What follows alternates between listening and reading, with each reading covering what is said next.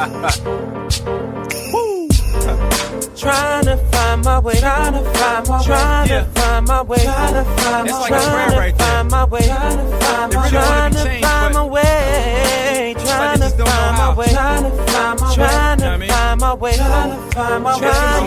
I'm trying to change me. My faith is in God alone, beyond a reasonable doubt. This brainstorm pouring rain on your season of drought. Just trying to lay a couple seeds in the mouth. Thanks for listening. You ever get the feeling you was missing? What up, y'all? It's your hometown hero, Scott Lane, the Black Bruce Wayne, a.k.a. the real Adam Coleman. So, you ride with True ID.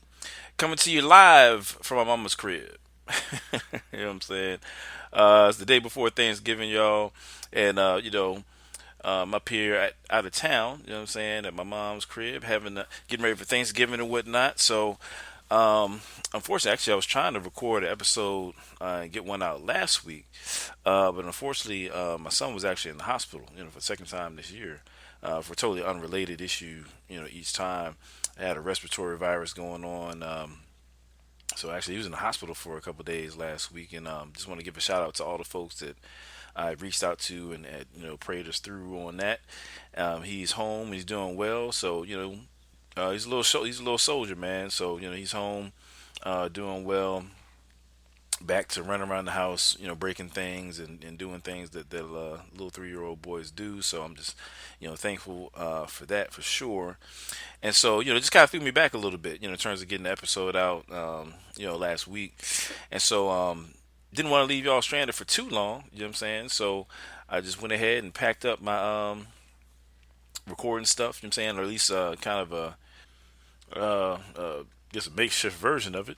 You know what I'm saying? Packed it up, brought it to my mom's crib, and try to knock this out before I got to get up in the morning and make this turkey. I don't know why they trust me with this turkey, dog. I'd have made it the last couple years. I did pretty good with it. You know what I'm saying? But I'm definitely not the cooking type. So if I make it through tomorrow, it'll be 3 years straight without giving anybody some kind of food poison or something like that. So thankful for that. Pray our strength in the Lord. Saying on that, jank. But yeah, man, it's been a lot going on, man. Been a lot going on since our last episode. Of course, folks remembered that I mentioned in the last episode that I was that would be attending and speaking at the Frequency Conference in Philly. And man, bro, we definitely had a blast, Frequency this year. As soon as I got there, man, I was like, running a sprint, man. I had to go right to the recording room. I did a 2-part video recorded session on the Kemetic Science worldview. And by that, I'm referring to, those who take the ancient Egyptian heritage, philosophy, spirituality, etc., and build a worldview off of it, right? I did a 2-part session on that, and actually, that's something that we really haven't touched on. Actually, probably hardly at all. On the True ID podcast for whatever reason. I don't know how I've neglected that, but I've been obviously having to research for that 2-part video session. I got some material, so we'll probably be getting to that. Maybe the early part of January or something like that. Share with you guys what I was talking about there. So I recorded the 2-part session. That went really well. Then immediately after that, I had to run straight upstairs. I'm saying, rather to teach a breakout session. I had the privilege of teaching a breakout session on Christianity during the transatlantic slave trade, the slave era. So that was just dope, man. I mean, it was kind of like basically, I guess you could say, an overview of the stuff that I've actually covered here on the True ID podcast. So if you go back to the, I think I did 2 episodes called The Bigger Picture. Kind of put those together. That was pretty much the presentation that I did. And so you can check that out there, or you can go to, I think it's called The Hub. I probably should put a link for it, but you can actually listen to the breakout session that I did online, because they did record it, so you can check that out. And yeah, man, just had a blast, man.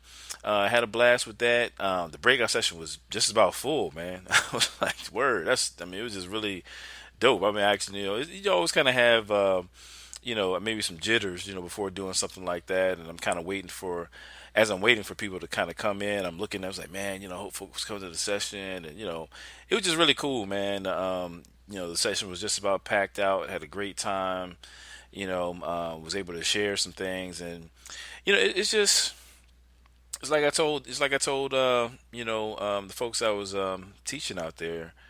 It's just another chapter in my story, man. I started out doing this, really just grappling with the same questions, that I trying to answer here on the show, and you really give a defense for the faith. And it's just amazing how God can, take something like that, and then, next thing you know, make a ministry out of it.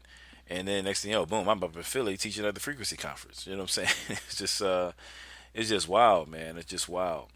Um, yeah, I tell you what, I'm still kind of figuring out this whole podcast thing. So I haven't quite nailed down what kinds of things that folks in the audience, like to hear or don't like to hear. But I'm gonna just, just to share a little testimony. Maybe this is TMI, but I mean, I'm gonna just put it out there. Um, so it's a couple weeks before the Frequency Conference, right?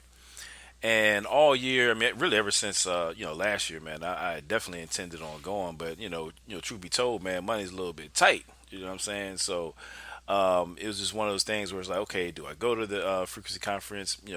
Maybe, maybe not. And I had pretty much come to the conclusion that as much as I love apologetics, as much as I love getting out there and stuff like that, I mean, I can't be taking food off my kids' table. You know what I'm saying? For just so I can be riding around Philly eating cheesesteaks, going going to the urban ministry conferences and stuff like that. I mean, that's just not cool, man. Family first, and I definitely take that seriously.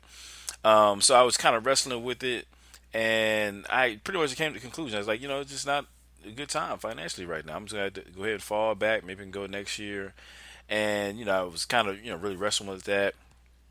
And I was actually, it was on my lunch break. I was going to Food Line right quick, and I was thinking about like, dag, man, I really want to go. And, it's like maybe 2 or 3 weeks before the conference. I'm like, God, if you want me to be there, I'll be there. You're sovereign. If you want me to be there, I'll be there. If not, then it is what it is. I trust you. You know what I'm saying? And I kid you not, as sure as I'm black, sitting at my mama's house right now recording this joint, um, no more than like 30 seconds later, I get a phone call. And real rap, actually, I didn't recognize the number, so I wasn't even going to answer the joint. I was like, man, that's probably a bill collector. I'll highlight him later. Um, but I was like, nah, let me go ahead and answer this joint. So I answered the phone. Again, it was like 30 seconds after I prayed that prayer and just was just talking to God about it. And, answered the phone, and, the voice on the other side was like, hey, is this Adam Coleman? I'm like, yeah. And this is the coordinators from the Frequency Conference. We're calling you. We want to see if you'd be willing to teach a breakout session. And I was like, for real? I was like, word, like for real? And they're like, yeah, man. We'll pay for your lodging and expenses, travel expenses and all this kind of stuff and da da da. And I'm sitting there trying to sound like cool. I'm trying to play it cool, and sound professional. But on the inside, I'm like blown away. I'm like, yo, I'm like, I'm like really geeking at this point. Like, yo, I can't believe, like, I'm gonna have this opportunity. And it was literally like 30 seconds after I just, laid it out there. The guy was like, boom, if you want me to be there, I'll be there. 30 seconds later, boom, they give me a phone call. Hey, we want you to come up and teach.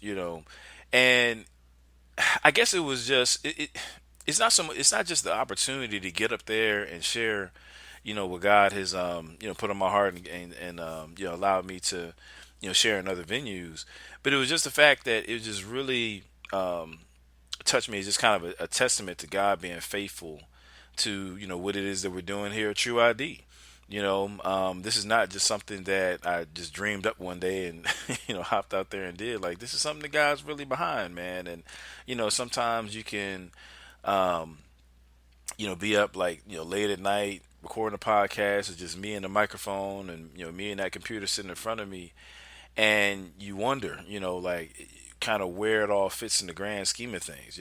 So but at the same time, the scriptures talk about how your gift will make room for you, before great men or something like that. I think it says, and when you see God move like that, and create these opportunities that I couldn't create on my own, then it really is just like this stamp of approval. Like, man, yeah, this is where it's at. This is what I'm supposed to be doing. And so, people ask me all the time, how to get into apologetics ministry. I get emails all the time about that. How did you get into it? How did you start? And it's kind of weird to me because I feel like I'm just a dude who reads a lot and is tech savvy just enough to put out a podcast.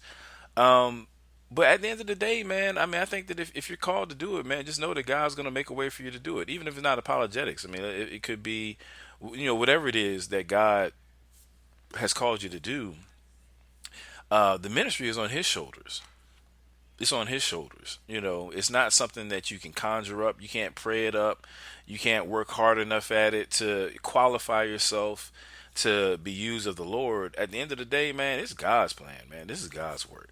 Only thing we can do is get out there, make ourselves available, humble ourselves before God, say what He wants us to say, do what He wants us to do, and get up out the way. You know what I'm saying? Give Him all the glory and get up out the way, man. You know what I'm saying? So, this ministry is not about Adam Coleman. It's not about just saying a bunch of deep stuff and hoping people appreciate it.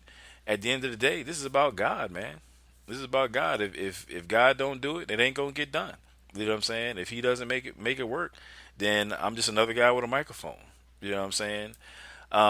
So anyway, I'm gonna just lay that out right there. There's a bunch more I could say with that, but I'm like just sitting here talking.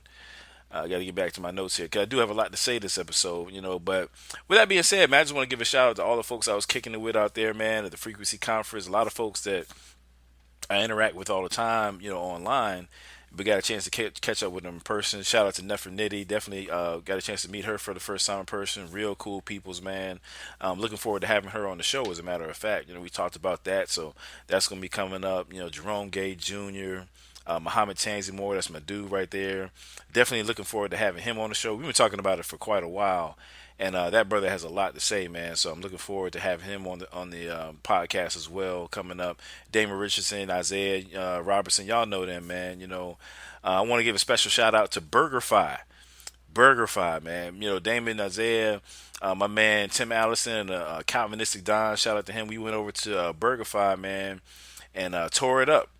You know what I'm saying? Like, some of the folks might have seen that video that we did, the live Facebook chat that we did while we was at BurgerFi. Man, it had these onion rings that was just like huge, man, but it was like perfectly seasoned, man. So shout out to BurgerFi, they holding it down.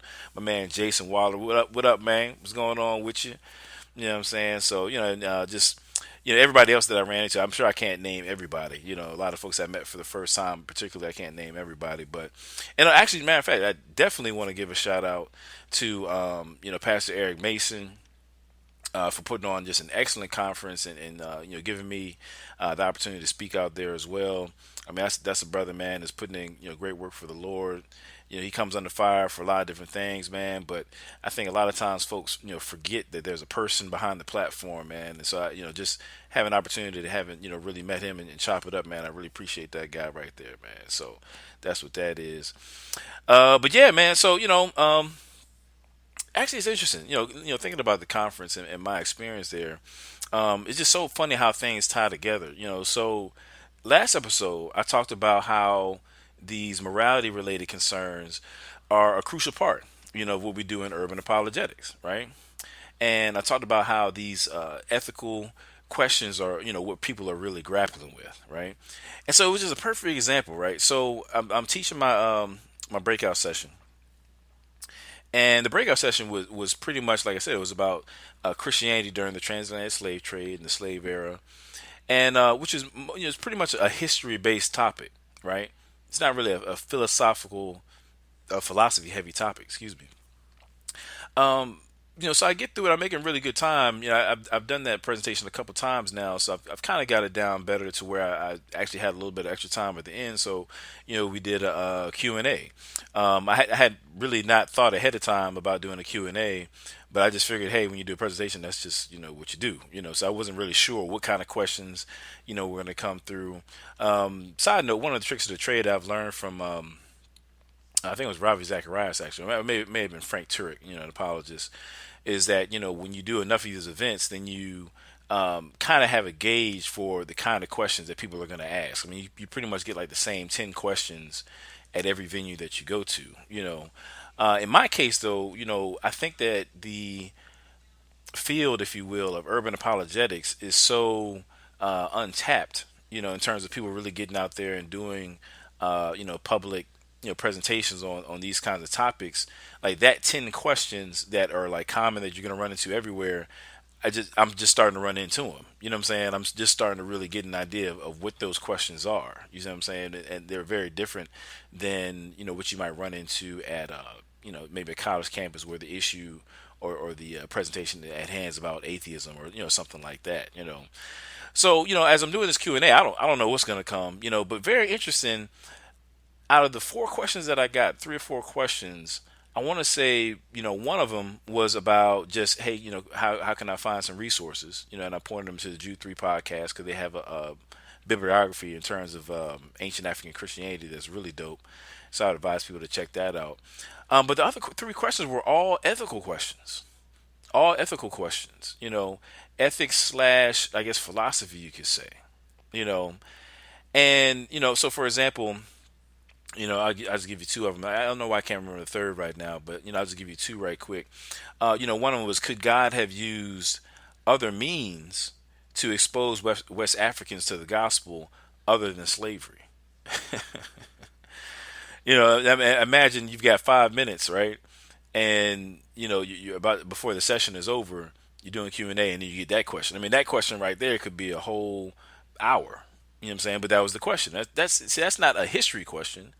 That's maybe a theology question, but it's also certainly there's a philosophical component to it. There's this component of ethics to it, right? Grappling with the problem of evil and things like that. You can look back at the no ceilings. I think I've got 2 parts of it up now. There's a third one coming. I've already recorded it, so I'll probably post that up, in a couple weeks. But it's just those kind of questions, grappling with the problem of evil and all that, right? Another question was, it was funny. As a matter of fact, it was the last question. I kind of breezed through, or given an overview rather of my perspective on the first 2 questions, or how I would answer the first 2 questions. And then I'm like, the guy's like, hey man, we got one more question to go. You got to hurry up because we got to close it out. The guy who's basically moderating my session or whatever. And so a girl in the back, a young lady rather in the back, it says, I just got a quick question. Just you can just say yes or no. And the question was Nat Turner's rebellion evil? Yes or no? and some people, I'm sure a lot of my listeners would say that that should be a pretty easy answer. It should be a yes or no question. I don't think that it is. I think that there's a lot to it. A lot of meat there that you can get into, and I tried to condense it down as best I could within like a 30-second answer. It just so happened, as a matter of fact, full disclosure, maybe about a year, maybe a year and a half ago, I was actually grappling with this question myself, just more so out of curiosity than anything. And I think I wrote about 75% of an article on it, and I just kind of stopped about 75% of the way through because I just felt like at the time, I'm just not really sure if folks was ready for that one. So I was just kind of put it on the back burner. I might have to bring that back out and maybe do a podcast episode on how I would approach that question. But nevertheless, I mean that's an ethical question. That's a question about ethics. It's a question about, like I said, there's a philosophy component there, right? Of course, there's going to be some theology that's going to underpin however we approach that, or at least it should. But these are the kind of questions that people are grappling with. I mean, like I said, this, with urban apologetics, you do have this historical element where you're proving the, you're giving evidence for the resurrection and the existence of Jesus as an actual historical person. You've got, maybe you might be grappling with questions about biblical inerrancy or something like that, and demonstrating through archaeology certain parts of the Bible that we can verify archaeologically and things like that. I mean, that's all well and good. Those are all very necessary things, but then you do have these philosophical, ethical questions that I think are, if not as prominent, possibly even more prominent, than some of those other kinds of objections, because they typically go hand in hand with some of the other kinds of objections that people raise. So I said that to say is that this is an area of apologetics that we just can't neglect. We certainly can't neglect it. We have to have solid answers for these kinds of questions. So anyway, back to the matter at hand. last episode, I started what I think is going to end up being a nice little mini series on social justice, right? Last time, I spoke about, why I'm touching on the subject.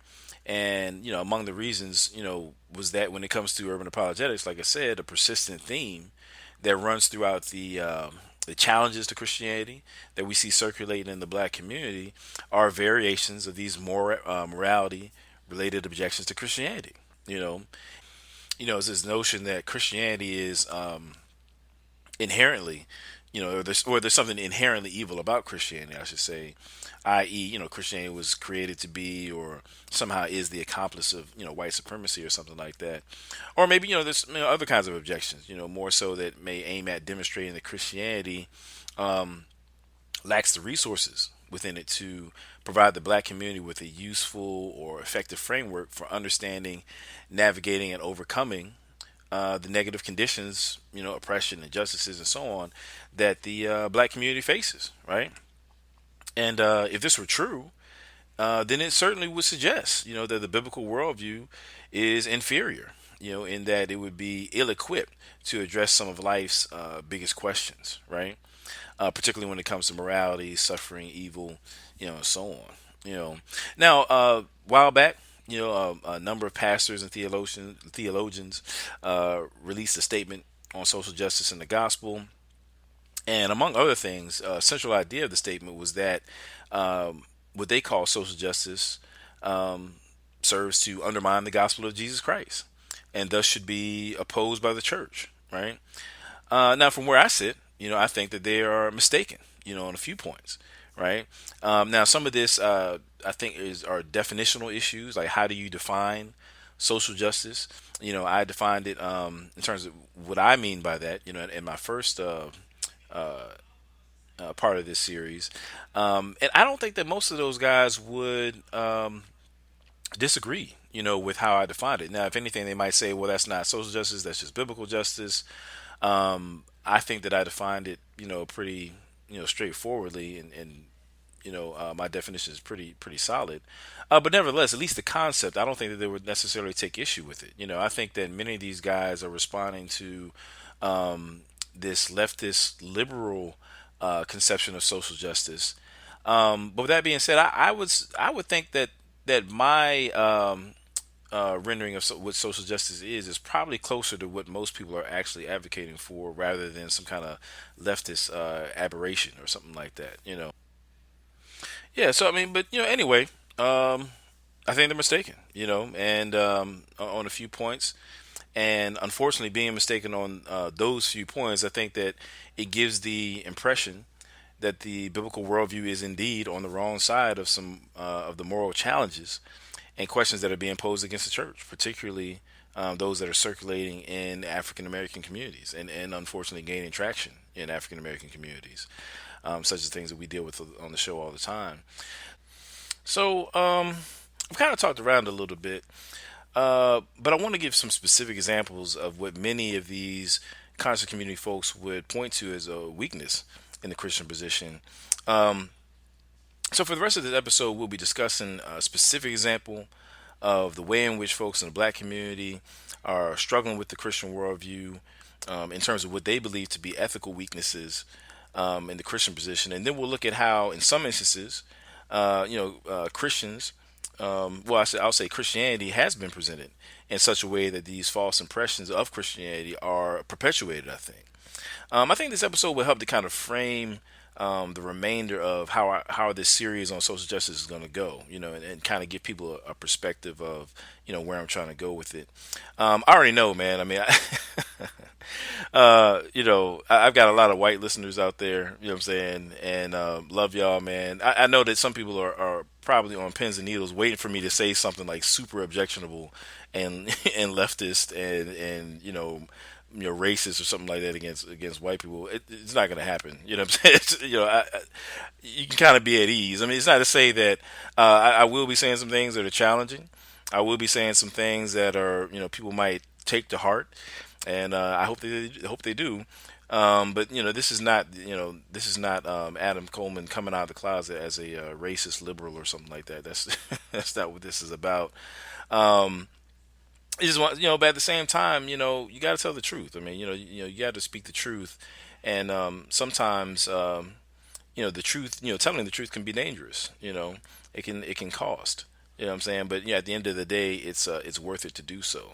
So it is where it is. We're going some interesting places, I think, in this series.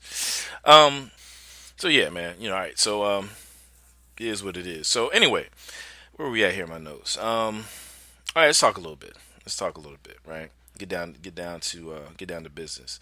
The fact of the matter is this: people in the conscious community often make the claim that some of the teachings of Christianity, in fact, some of the teachings that are most characteristic of Christianity, create the kind of person that will remain docile, complacent, or weak, in the face of injustice or oppression, rather than stand up for themselves against wrongdoing or stand up for others, for that matter, right? Specifically, Christian doctrines related to forgiveness and placing hope in eternity, in heaven, right? They consider these teachings about turning the other cheek, and what they believe to be an overemphasis on some pie in the sky kind of hope that Christianity offers to be an internal barrier, that keeps black people from rising up and overcoming negative conditions, systemic pressures, and so on, right?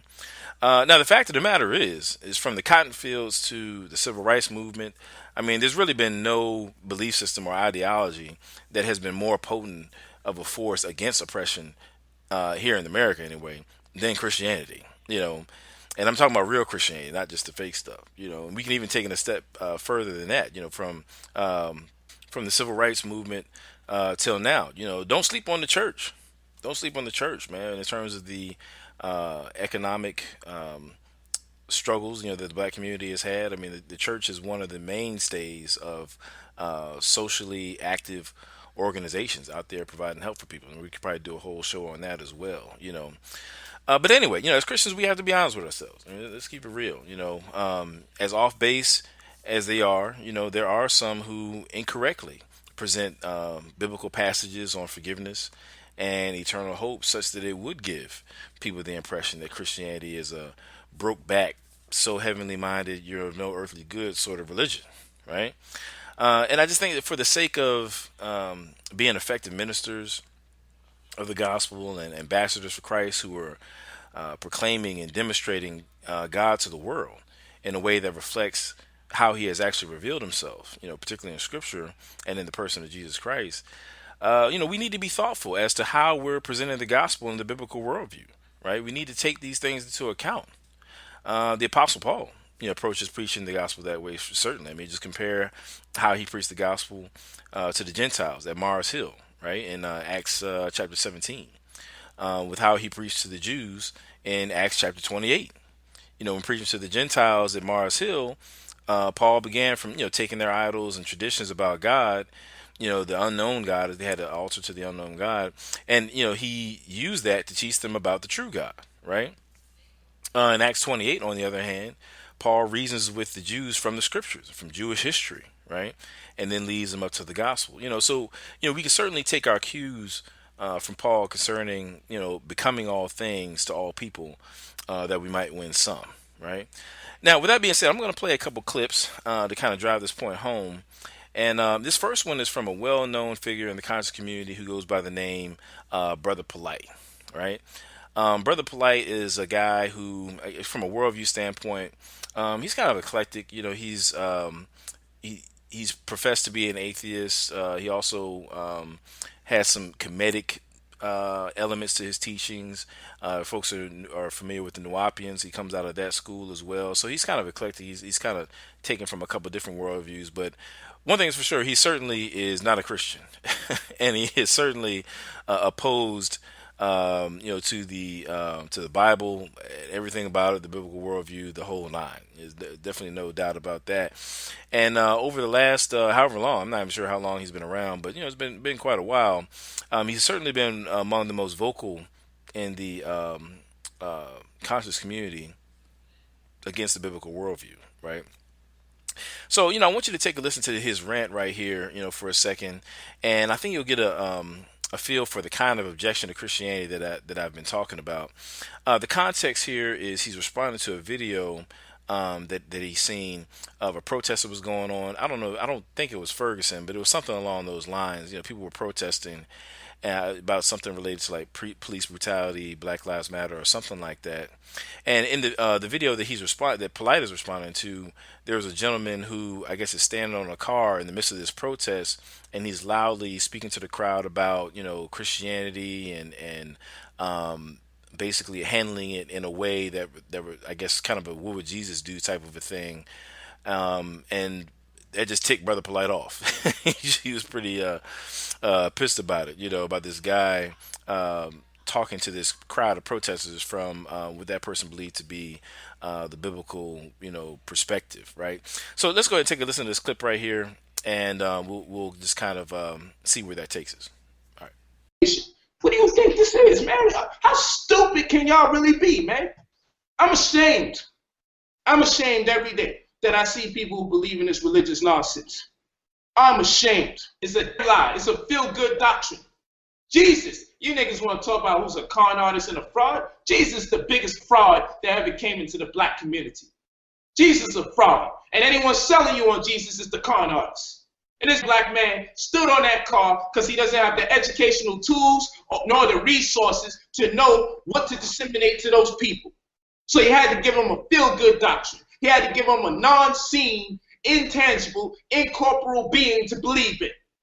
But where was the Jesus? Do you know in Charleston in the church that they were praying to Jesus when that white man went in there and killed 9 people, 6 of them black women who give birth to our children? They was praying to Jesus. And do you know what they did the day after the church congregation that didn't get murdered? They went back in the church, and guess what they did? They prayed for the people that got murdered praying for Jesus the day before.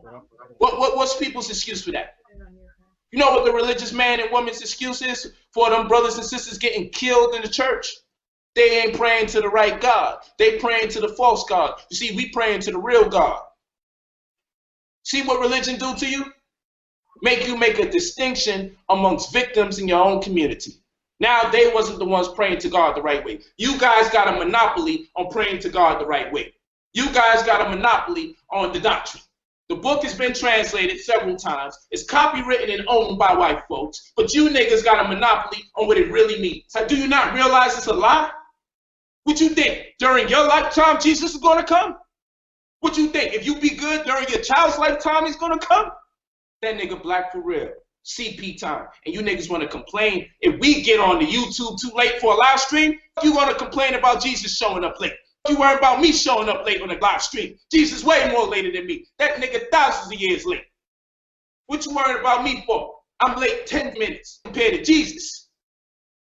And you niggas still letting people come out here and say you that Jesus story. Well, so that was a mouthful right there, So anyway, as you can see, Brother Polite articulates the objection to Christianity that I mentioned a moment ago, namely that it's built upon what he calls a feel-good doctrine. It's built upon doctrines that ultimately lull black people to sleep and stifle meaningful change in this life, right? Particularly as it relates to overcoming oppression and negative conditions that black folks are faced with, right? Polite alludes to Christians waiting for Jesus for eternal hope and forgiving others as an impediment upon the black community. He calls it, like I said, a feel-good doctrine, right? So, we'll be addressing these kinds of concerns in a while. But first, let's take a listen to Pastor John MacArthur, right? We're going to check him out and then hopefully tie these 2 clips together and give some shape to how the rest of this series is going to go. All right, so let's go ahead and check that out, and then we'll bring some clarity here as to where we're going. Because that's what Adam said. I mean, that's how fallen people react. They don't take responsibility. They just blame somebody else, and they're perfectly happy to blame God. But that notion has gone to church now. It's taken over the evangelical movement. All the victims now expect the church to take up their victimization cause. And they're demanding social justice. How did this go to church? How did this get into the church? How did it push its way to a point where people are saying it's part of the gospel? I can give you a quick answer. Don't have much time. Just real quick. A few decades ago, the church decided in order to win the world, they had to become like the world, right? Out went the organ, out went the choir, out went the orchestra, out went hymn books. And we got rock and roll lights and mirrors and smoke and every form of worldly entertainment. Well, hey, we didn't change the message. We just changed the method. We didn't change the substance. We just changed the style. You know, we're trying to reach people, and they don't like hymns. They don't like long, drawn-out expositions of Scripture. So we're not going to be able to win the world if we don't change. So we've just made an adjustment so we can win the world. And we're now doing what they like. We're giving them what they like. We're giving them what they're used to. We're giving them what they want. We're giving them the style they want. Let me tell you something. I wrote a book back in the 1990s called Ashamed of the Gospel, when the church becomes like the world. And I said we're on a slippery slope, and that's like over 25 years ago. We're on a slippery slope, and I warned this: the world will accept you changing your style for them, but pretty soon they're going to demand that you change your substance. They're going to demand that they like the fact that you've taken their method. They're going to demand you change your message. And now they've been courting the world. All these evangelicals have been courting the world, and they've gotten the world convinced that they really want to make them feel comfortable. And the world is now so aware of their complete commitment to this that the world has decided we're now going to shift from style to substance, from method to message. And so you have these people literally embracing all of this victimization stuff, and now the church has to do this, or we're out. We're to be rejected. We're anathema. You can't believe anything else. You're not supposed to believe anything else. You're supposed to fully embrace all of this and be sympathetic to all the victims. This is just pragmatism. And oh, by the way, they're still saying, hey, we'll give them their style, but we'll keep the message. And then they're saying, hey, we'll give them their social substance, but we'll still keep the message. Next step, out goes the gospel, because the gospel is the stumbling block, and it's the message they hate. And it's going out anyway. Because in this new style of evangelicalism, you don't preach like Ezekiel was told to preach. You don't preach that individuals are going to die in their sins and go to hell forever. You don't preach that. That's what the watchman should be warning. Forget what your societal deprivations are. You will die in your sins. You don't need to worry about what happened in the past or what's happening collectively to your group. You need to deal with your own sin before God, because you're going to be held accountable.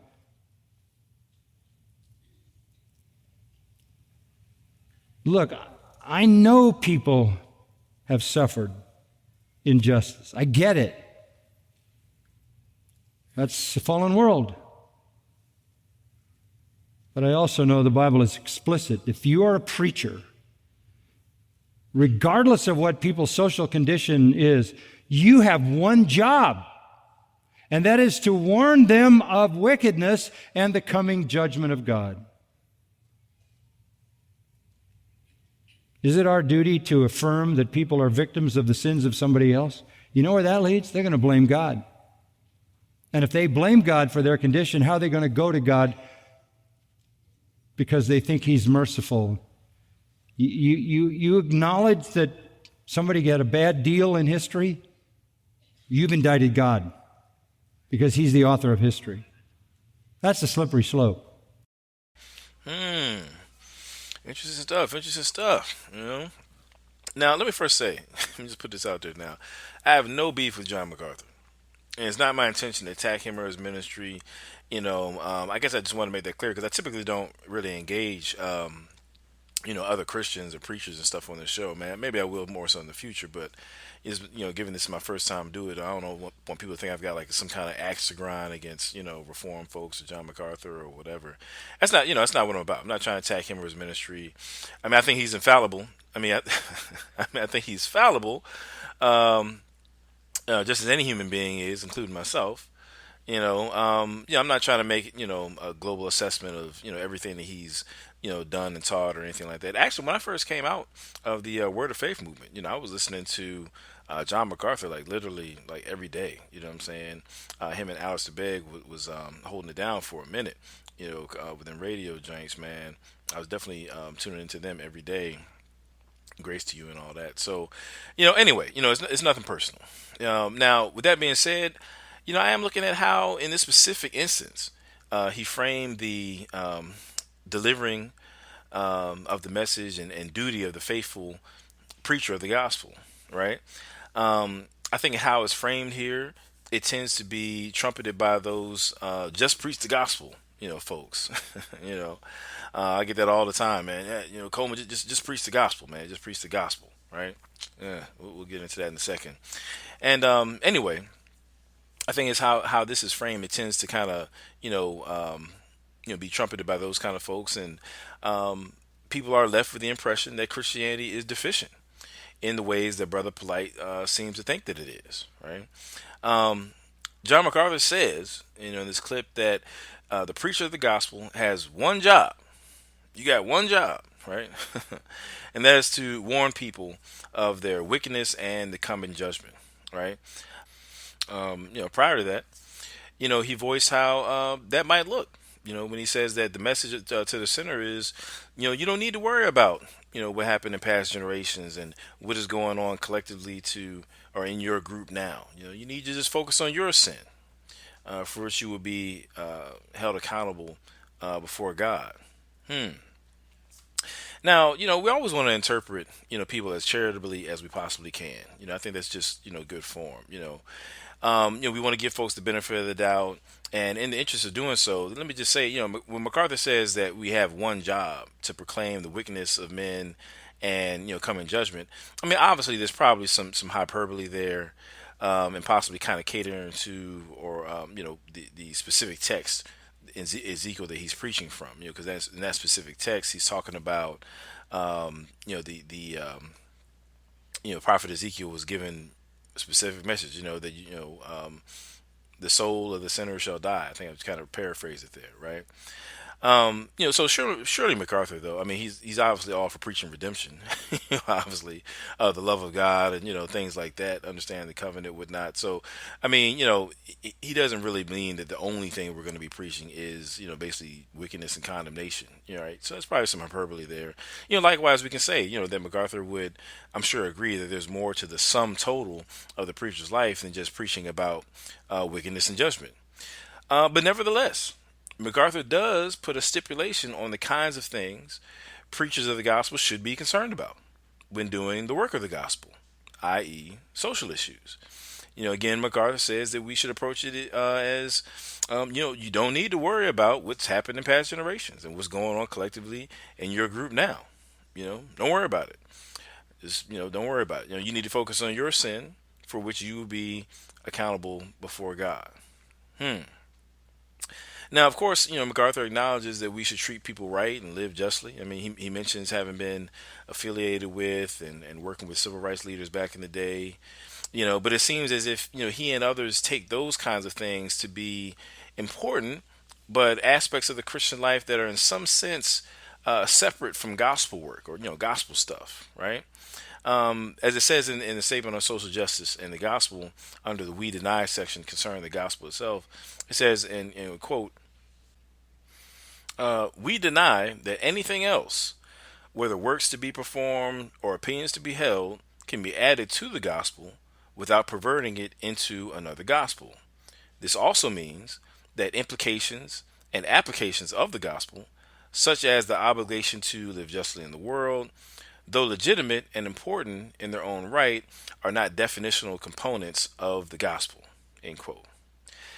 Now, I don't think there's anything objectionable about their denial there, other than the fact that if they are responding to pro social justice folks, I think they just completely missed the mark. I don't think that they're responding to what people are generally have to say. I mean, surely there are a few folks out there that might be tripping and adding something of a works nature to the gospel, but on the main, I don't think that's the issue. The issue is that obligations such as living justly in the world may not be definitional to the gospel. However, they are certainly tethered to the gospel in terms of how the work of God goes forth from his church. I'll get back to that in a minute. Now, I mean, there's no doubt, that there are some circles in which MacArthur's approach might work. I'm sure there is, right? And for sure, we can, agree with Pastor MacArthur that for the unbeliever, there's no greater concern than standing before God without having their sins forgiven, right? I mean, the Bible is clear about that. It is a fearful thing to fall into the hands of an angry God. Definitely, certain about that. However, when I think of the brother polites of the world, right? When you say, yo, you don't need to be worried about what happened to your ancestors or is happening, to your collective group now. I mean, it's interpreted that the people doing the preaching and or the God being preached about isn't worried about the atrocities that I see in my history or of my people, and doesn't concern himself with our present conditions. God doesn't care about that. Go ahead and get this one-way ticket to heaven, and let the oppressors' chips fall where they may. Right? Um, the problem is if God doesn't care about what I'm going through, then either he isn't capable of doing anything about it, or B, doesn't care about me, or is the source behind the evil that I struggle with, and is somehow immorally imperfect himself, or just simply doesn't exist. Right? These are the different conclusions that people are coming to. Right? Now, none of these conclusions would compel someone to bow their knee to serve such a God. You know what I'm saying? Obviously, right? Now, while I agree with Pastor MacArthur that we must maintain the primacy of the gospel, there's no doubt about that. He says the preacher has one job. You got one job, right? To declare wickedness and judgment. But as I look to the New Testament, I see that the carriers of the gospel have another job, actually a few jobs, which go beyond just the mere proclamation of gospel truths, right? So I want to take a look at a couple of these, and hopefully we can kind of string some things together that'll show you where I'm coming from. Let's start with 2 Corinthians chapter 6, verses 1 through 10. If you wherever you are, if you can stand at the reading of the word, it's like it's like I don't know. I've actually always wanted to do that. I think that's pretty cool. You can just have everybody stand up like that. I think that's pretty cool.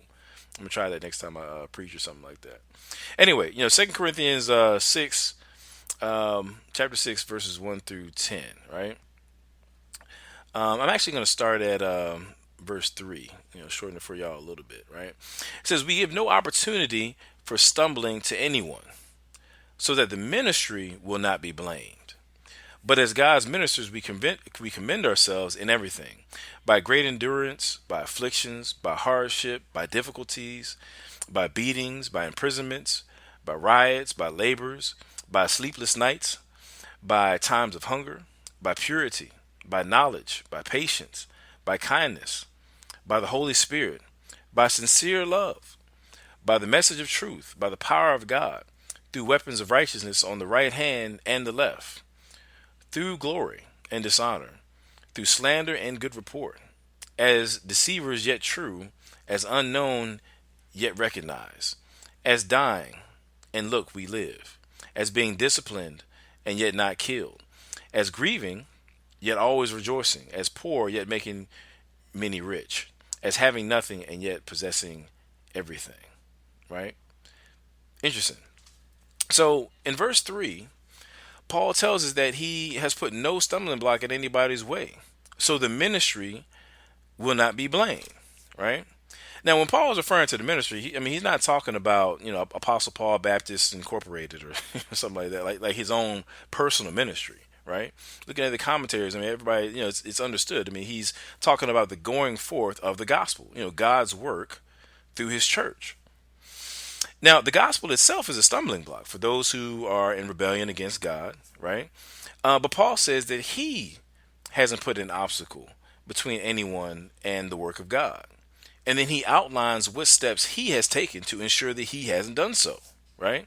Paul talks about the trials that he's faithfully endured for the sake of the gospel. But Paul also talks about his character and conduct.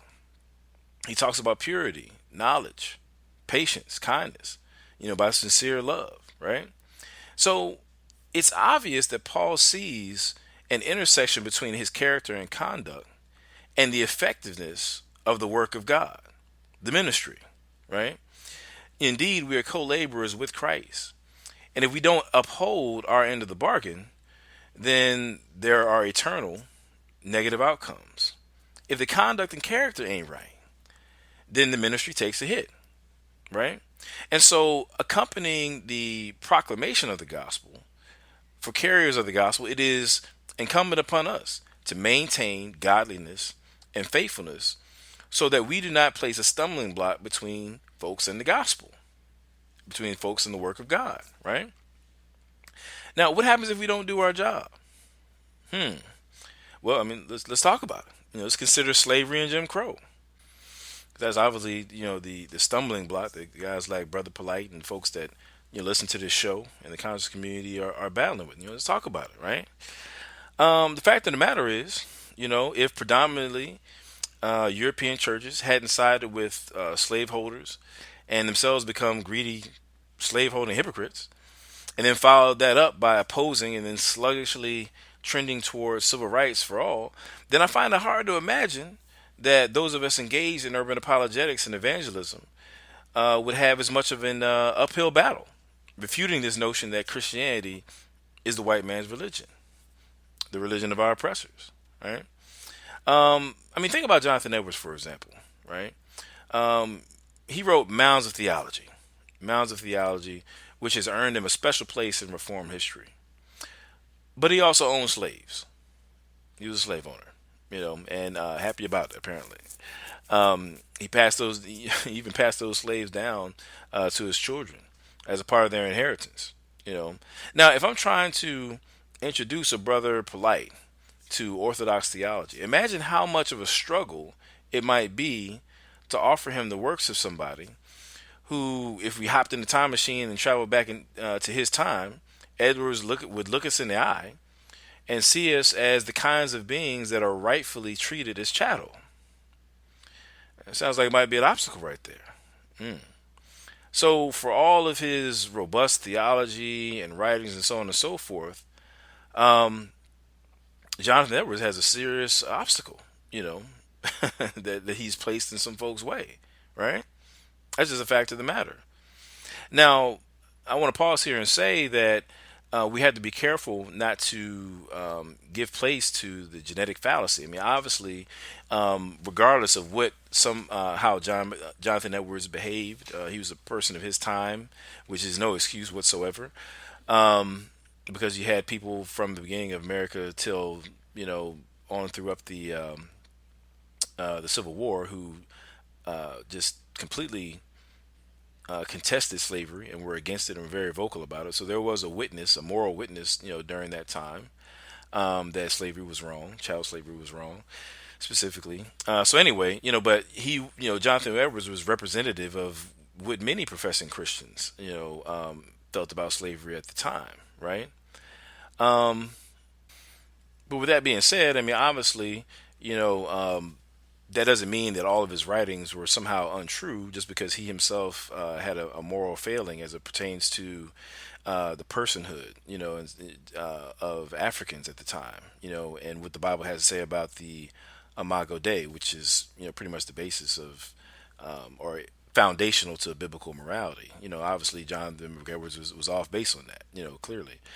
But with that being said, it doesn't mean that everything that he wrote was false, but that notwithstanding, obviously going back to Paul, Paul seems to think that conduct and character are tethered to the working of the gospel, through God's church, right? And Paul seems to think that in 2 Corinthians 6 that there is some responsibility upon him to maintain sincere love, kindness, purity, and all these other things that he lists out. And if he doesn't do that, then he has besmirched or impugned the gospel in some way and affected the way in which the gospel could work in other people's lives. So that's something to be taken seriously. We can't just overlook that, right?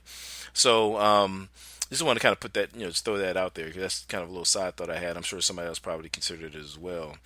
But moving forward, I mean, it didn't stop with Johnny Edwards. I mean, what about the ministers that Dr. King addressed in his letter from a Birmingham jail, and these supposed ministers of the gospel who wanted Dr. King to pump the brakes a bit, take it a more easygoing and gradual approach to pursuing the full respect of one's personhood. Don't be so rash with just demanding that people treat you as a human being and equal to everybody else. Kind of ease up on that a little bit. Let's go about this a gradual way. It's not imperative for us. I mean, we already hold status in society as being, a full person, but you just kind of hold off on that. Why don't you go ahead and wait a little bit? Don't get everybody riled up. Fortunately, Dr. King didn't heed that, to obviously to his own peril. But I'm thinking about what Dr. King said. He said that I'm kind of paraphrasing, but he said it wasn't so much the Klansmen or individuals like that, or the Bull Connors of the world, who were of most concern to him, but it was the white moderate. It was the individual who sat on the pews Sunday after Sunday, sang hymns, and then as those who were sitting down the pew from them or lived down the street from them went out to beat up marchers who were standing for their civil rights, or bomb churches, or did all manner of heinous evil things against other persons in their community, these church-going, purportedly Bible-believing, professing Christians did and said nothing. They're the real dangerous ones. They're the real dangerous ones. Now, what about today? Are there folks today putting stumbling blocks before people? Yeah, absolutely. No doubt about it. Generally, I would say that many of them, if not, probably most of them, do so unwittingly. But nevertheless, I certainly would say it's occurring. Now, I've got quite a bit to say about that, and actually, I plan on devoting an entire show to it later in this series. But to dig into it, right now thoroughly would just take us just way off topic, and I wanted to really drive home the main point of this episode. I do actually, however, at least want to explore an aspect of the nature of the conflict that is going on between the woke / social justice warrior side of the house and those who stand in opposition to this social justice stuff. Practically speaking, these conversations in the church often play out as black folks and other minorities versus white evangelicals. Let's just be honest about it. Or liberal leaning believers in Christ versus Christian conservatives. Now, I gotta put this. Let's put it this way, right? While those categories, layer over these discussions, I think that there are some other things at work here, right? Nevertheless, to get into all of it now, would definitely take us off course. So, I guess what I'll probably do is kind of proceed with the point that I'm making now. Then I'll probably, record some preliminary thoughts as to, what I think the nature of this conflict is within the body of Christ. And if it ends up making the episode too long, then I'll just, make it its own episode and maybe like drop it the same day as this episode or something like that. But suffice it to say, I think that it largely boils down to sin and misinformation, quite frankly, and hopefully I can clarify what I mean by that when we get to it. But I just want to make this quick point though, right? It seems to me that on each side of the conversation, people are missing each other, when they're talking about unity. I think that's a big problem. I've heard, Dr. James White, the apologist, well-known debater, talk about what he believes to be the irrelevance of color, ethnicity, etc. at the Lord's table. We are unified by the atonement and being made one in Christ, right?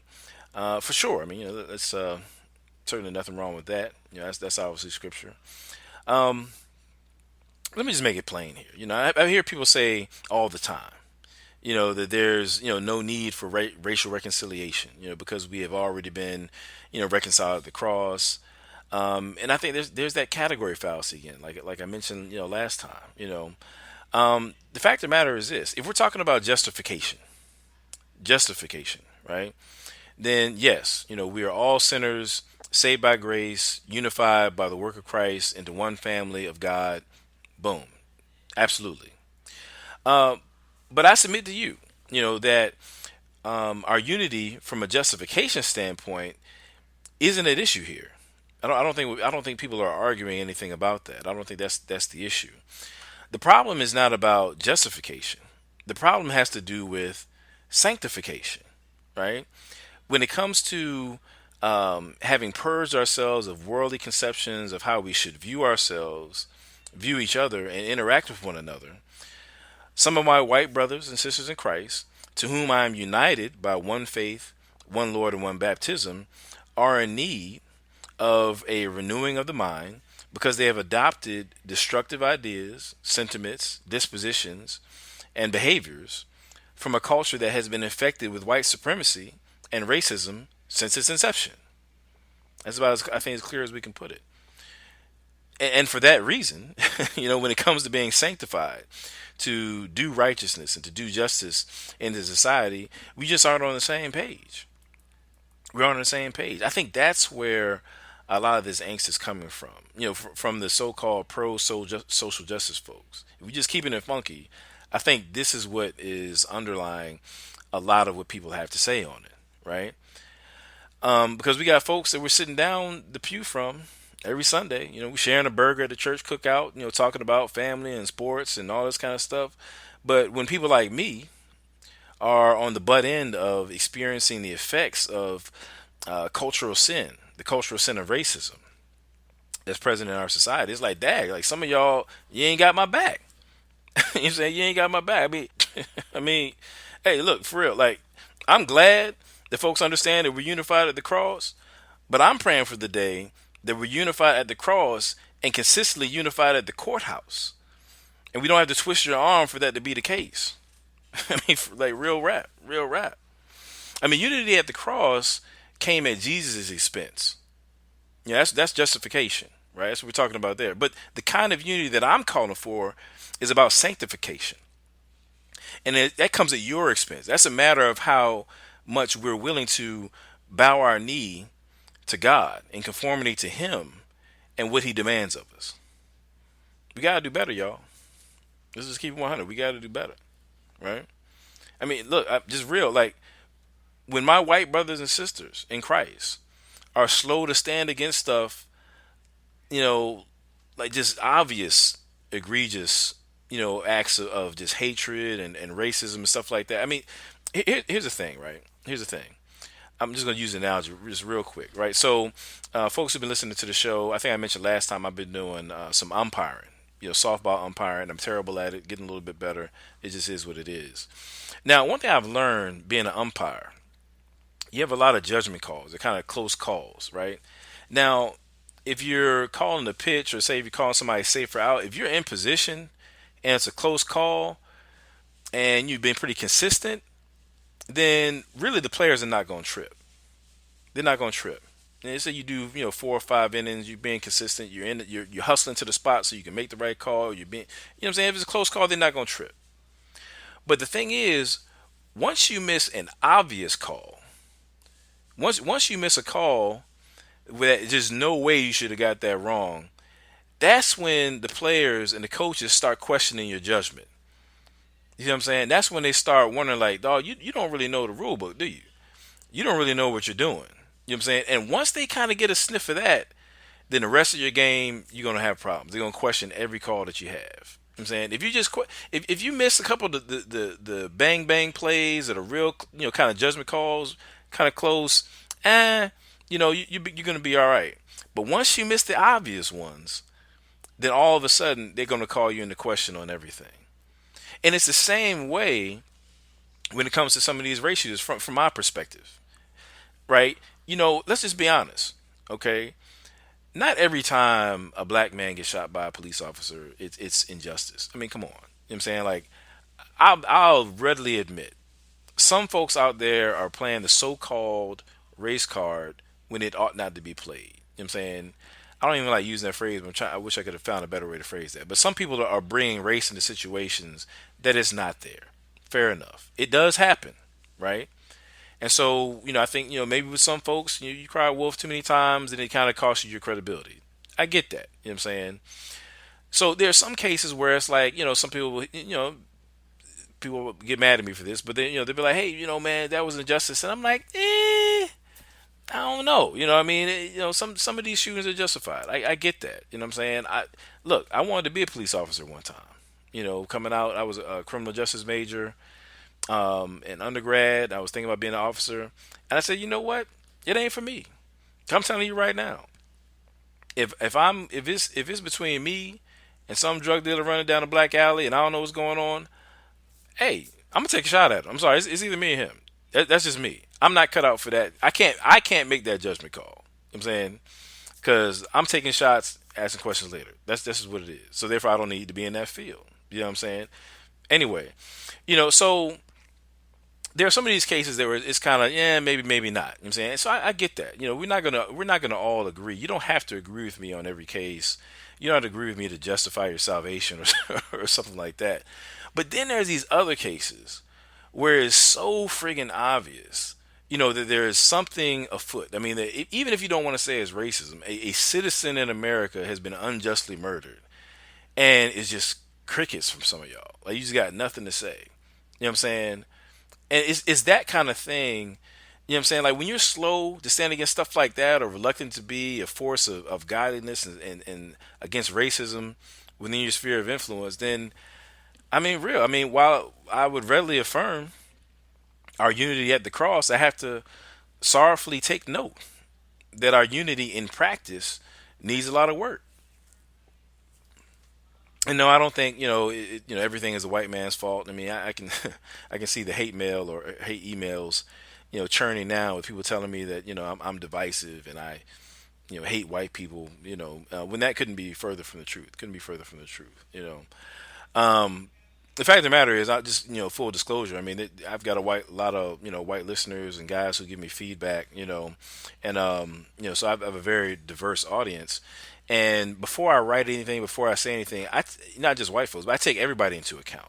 If I'm talking about atheism, I think about if my atheist friend were listening, how would he feel or respond to what I'm about to say? If my black militant friend is listening, how would they respond? If I'm critiquing something that position holds. If I got a white person, that's listening, you know what I'm saying, that has been supporting me and, we rock all the time, if I say this or that, how would they respond? How would they take that? I try to take into account the various different members of my listenership and, tell the truth and love as much as possible. You know what I'm saying, in all fairness as much as possible.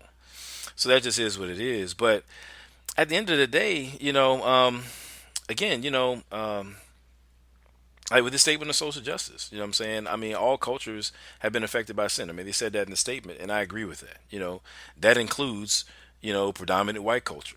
That also goes for black people too. That's all cultures, right? And I think that, just being honest, I think the temptation is, when you're going hard on this kind of a subject, like you want to say something about, okay, well, now I got to say something about the black community too to kind of balance it out. You know what I mean? But no, I'm just not doing that, because I think that sometimes in an effort to somewhat balancing things out, I mean, like you just kind of placating people and you actually end up diluting the truth of what it is that you have to say. You know, I could do a whole show, you know what I'm saying, on the maladies of the black community, and actually I probably will one day. It's just within the context of this particular conversation, dealing with the stumbling blocks that have been put in front of folks in the black community. It just doesn't come into play.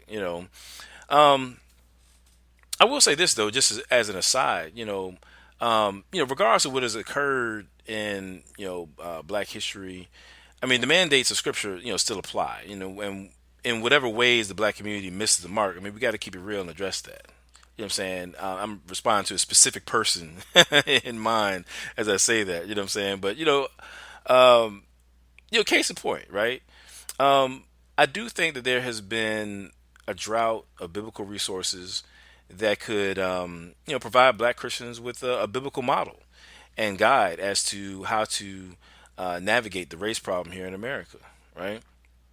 People are trying to figure it out, and we just don't really have a lot of shoulders to stand on, seemingly. I mean, there are some that I'm discovering, so I can't make that a blanket statement. But I think as a result, we have Black Christians looking outside the Christian tradition to find answers, and some of us aren't careful and discerning as we ought to be, you know, in handling resources that are not tightly knit to the biblical worldview.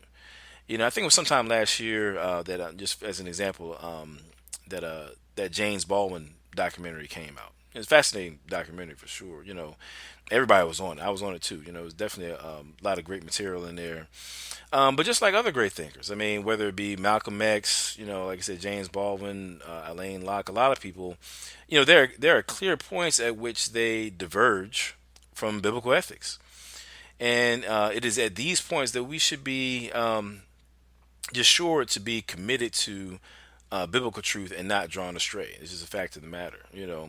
I mean, I could do a whole show on that, but I digress. I mean, I'm kind of off my notes here. So, where was that? Let's go with that. So, justification and sanctification. When it comes to the overall picture of salvation, justification and sanctification aren't entirely separate. I would never say that justification is somehow contingent upon sanctification, right? I think that would suggest like a backwards work-based understanding of salvation. But the two are complementary, in the sense that if justification has taken place, then sanctification on some level, it should be a given. It should be, you should be in that process, right? And it provides evidence. Sanctification provides evidence that justification had occurred. I mean, they go hand in hand. I mean, Jesus certainly thought so in Matthew chapter 25, but I'll just kind of leave that there. So that's point number one. With the proclamation of the gospel is of the utmost importance. And we see that as the carriers of the gospel. There are there's just more going on than just the proclaiming of the gospel. Through our poor character and conduct, we can put obstacles between people and the work of God, such that that work is hindered. And while John MacArthur is under the impression that the believer need not worry about the sins of the unbeliever need not worry about the sins of others. In this case, when it comes to the gospel reaching folks, what John MacArthur is encouraging us to avoid addressing are actually the obstacles that Christians have put between people in the Black community and the work of God through His church. These obstacles that the church has set before the Black community is that, based upon the misdeeds or untimely inaction of predominantly European churches in the face of injustice in society, either God doesn't care about the present condition of Black people, just like His followers don't, and thus obviously doesn't care about Black people, period. Or God is incapable of doing anything about it, or perhaps God just simply doesn't exist. I mean, I guess another option, that none of these folks in the conscious community seems to entertain is that, perhaps God has morally sufficient reason for all that He does or allows, But if an unbeliever is grappling with that, then it sure would be nice for somebody to, come alongside them, Ethiopian eunuch style, and help them navigate that, right? Rather than simply dismiss it and miss an opportunity to correct the false notion of God's character that is standing in someone's way, preventing them from coming to God. And and actually looking back at the clip, I mean, from John MacArthur that I just played, I think John MacArthur would have to agree with me on that. In the clip, MacArthur warned that if things aren't presented the right way, then folks will get the wrong idea about the God of the Bible and blame Him for whatever they've suffered in terms of abuse of whatever sort. He says that they would blame Him because He's the author of history and so forth. And he says that we ought not allow people to embrace victimhood. And if we go about this the wrong way, then they will not come to God, as they don't see God as being merciful. Why would they come to an unmerciful God? So, John MacArthur would agree, at least with my central idea here, that how we present the gospel, how we present things, in some way impacts folks' reception of the gospel, right? He says that if they think God's unmerciful, why would they come to an unmerciful God? I agree. But I'm pretty much saying the same thing. If folks believe that God doesn't care about them, or is powerless or uninterested in involving himself in the harsh parts of life, or God is on the wrong side of, such evil, then just like his followers are, right? Then, how would they come to God? Why would they come to a God like that, right? These are the obstacles between many black folks in the gospel, and I run into it every day as I try to preach the gospel in certain contexts. And Paul seems to take putting obstacles in people's ways seriously, and I think we should too. All right. And with that being said, on that note, I think we're going to go ahead and call time on this episode right here. I'm trying to keep things at about an hour. You know what I'm saying? Give you guys some bite-sized pieces. Hopefully give you some good information. And then you'll be coming back later for some leftovers. You know what I'm saying? So go ahead and stop it right there. And y'all can definitely come back and check the next segment of this episode right here. I guess it'll be the part 3. I guess it'll be of this social justice series, where we can kind of continue talking about, John MacArthur's clip right there, and how it relates to, unfortunately, people getting the wrong impression about what Christianity has to offer. You know what I'm saying? So anyway, to my listeners out there, man, appreciate y'all. Thanks for checking me out one more again. You know what I'm saying? Let people know what we're doing here at True ID. Definitely check us out over at iTunes, as well as on our YouTube channel. You know what I'm saying? We're going to be adding some more podcast outlets coming up here soon, particularly at the beginning of the year. So stay tuned for that. You know what I'm saying? And, visit us on Facebook, man. The True ID Facebook page. Hit me up on Twitter, at ScottLane7. Get at me. I love to hear people's input. I'm saying the feedback and whatnot. Hate mail, if you want to send that, or suggestions or love mail, whatever. You know what I'm saying? You can send that to ScottLane07 at gmail.com. You know what I'm saying? But as always, love y'all, man. It's another episode of The Books. Peace.